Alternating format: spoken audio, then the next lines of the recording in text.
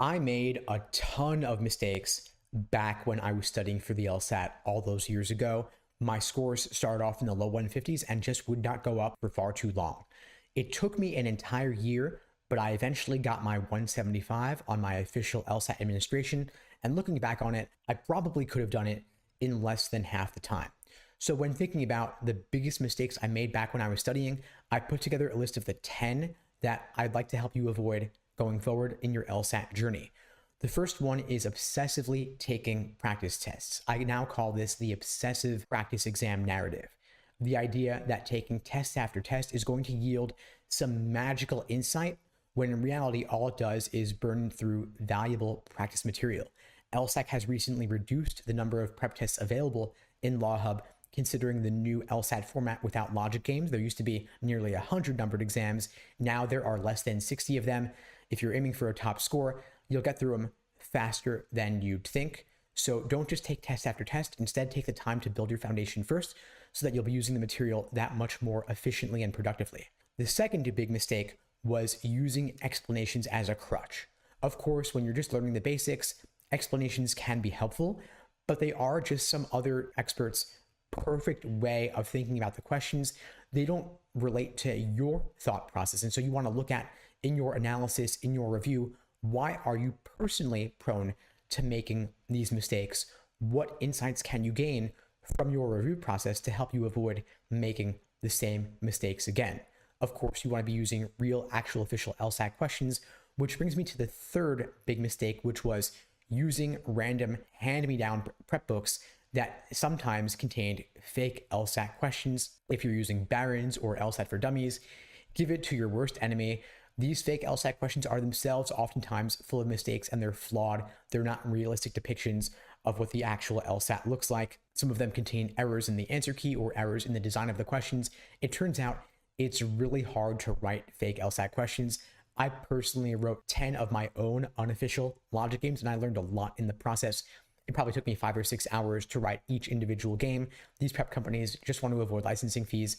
They're not hiring experts to write really solid questions, so use the real LSAT prep test questions. The fourth big mistake is doing questions untimed without moving on to timed LSAT sittings. Of course, doing untimed questions is not at all the same as doing timed sittings of full-length practice tests. Sometimes students will say to me, if I had all the time in the world, I'd get a perfect 180. And the thing is, you don't. The LSAT has a time constraint and it is not an easy one. 35 minutes per section is not reasonable, and that is by design. You want to make sure that you're not only working on accuracy, but you're also working on pacing and endurance so that you'll be fully prepared for the actual test day itself.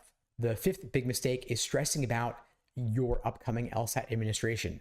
It's never just about the LSAT that you're registered for, because you can always retake. Law schools do not average multiple LSAT scores, but rather they only take the highest score, so retaking's totally fine. If you're signed up for the August LSAT, know that you still have September, October, and November available to you. The LSAT's offered 4 consecutive months this fall. You could take any of those 4 or potentially all of those 4 and still apply to law school this cycle. The retake limits are pretty liberal. You could take it 5 times in 5 years. So assuming you haven't taken it twice before, you could do all 4 administrations coming up. Not saying you should, but of course, if you're signed up for August, you might want to sign up for September or October in addition, just as a backup, just for the peace of mind. The sixth big mistake is burning through all your LSAT practice material. As I said earlier, LSAT's reducing the number of prep tests available in LawHub down to roughly 58 at the moment. You'll get through them faster than you think, and you want to make sure that when you're taking a practice test that you have a good reason for doing so, not to just churn and burn, but that you're going to yield some new insight regarding what should your pacing look like, what should your warm-up prior to the exam be, and of course you want to allow enough time to review your mistakes in depth. Never take exams on consecutive days. It's a recipe for burnout. I would rather you slow down and do more exams in depth with review and analysis rather than just getting through as many as possible. Which brings me to the seventh big mistake, taking practice tests without reviewing the answers, without reviewing or analyzing your mistakes. I've created a framework to help you review LSAT mistakes better called the Socratic Review Method. It's a cornerstone of my courses and my coaching. You can check out the links below this video to find out more and to book a call with me and my team. The idea, of course, is that we're helping you get that key insight from the questions you're getting wrong, because every question you get wrong is an opportunity to learn something new. And until you figure out which mistakes you personally are uniquely prone to falling for, you may end up making the same mistakes again, and that's what we want to help you avoid. The eighth big mistake is getting bogged down and bored by all those 500-page LSAT textbooks or phone books out there on the market. The LSAT just is not that complicated. You don't need to go through multiple or even just one of those big textbooks to get the information that you need to start doing real official LSAT questions out of the exams directly. If there's one big thing I aim to do through my courses and my coaching and even my free videos on YouTube, it's to make things simpler, to boil it down as concisely as possible. Start doing questions sooner rather than later and learning from your mistakes. The ninth big mistake is focusing on quantity over quality. I don't want you taking as many practice tests as you can possibly cram in. I want you to take fewer and review them in depth. Taking 20 exams, 30 exams, 40 exams, all of them timed without doing any foundational work or any review is not an accomplishment.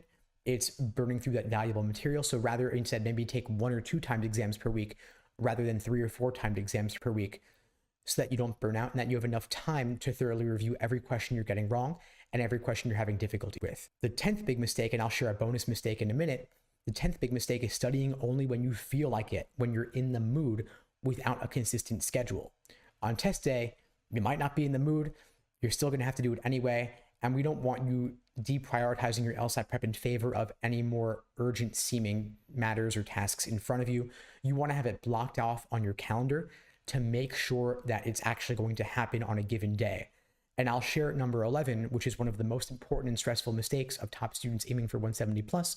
But before I do, I wanted to let you know that if you're looking for help creating that personalized day-by-day study plan using my laser approach to LSAT prep, again, you can check out the links below the video to book a call with me and my team.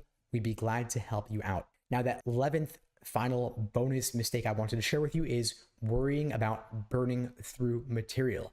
I mentioned earlier on the flip side that you don't want to burn through your practice tests, but on the other end, there is not really a limit to how much value that you can get out of the practice test that you complete, because unless you would get a perfect 180 by redoing an exam, there is still value to be derived from redoing and reviewing that question in depth. If you're making that mistake twice or 3 times or more than 3 times, there's definitely a lesson to be learned there. Anyway, folks, that's all for now. In the meantime, I wish you all the best and take care.